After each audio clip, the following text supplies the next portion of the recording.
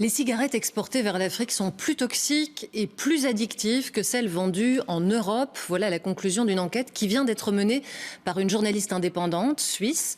Pendant un an, elle a investigué sur les pratiques des multinationales du tabac dans son pays et sa conclusion est interpellante quant au cynisme des cigarettiers.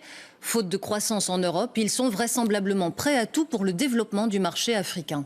Pascal Bustamante nous présente cette enquête. Au centre de l'enquête de Marie Maurice, 3 géants de l'industrie du tabac installés en Suisse. Philip Morris, Japan International Tobacco et British American Tobacco.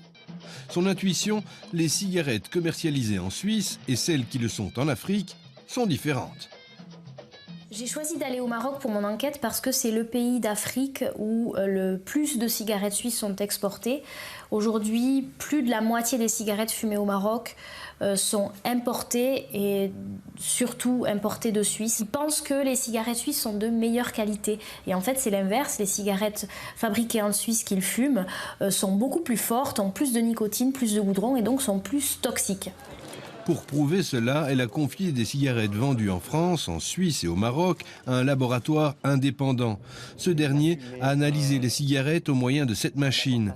Les différences sont objectivées.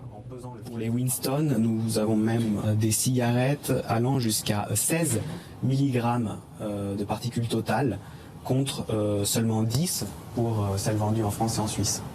Faire en sorte que le taux de nicotine et des autres additifs soit supérieur entraîne plus de dépendance et rend donc les clients plus captifs. But de la manœuvre, préserver les bénéfices des cigarettiers. En Suisse, les ventes de tabac ont baissé de 38% en 20 ans. En Afrique, l'OMS prévoit que d'ici 2025, il y aura 40% de fumeurs en plus par rapport à 2010. Le marché africain est donc l'objet de toutes les attentions de l'industrie du tabac qui pourrait y trouver une terre de croissance au moment où, en Occident, le nombre de fumeurs chute.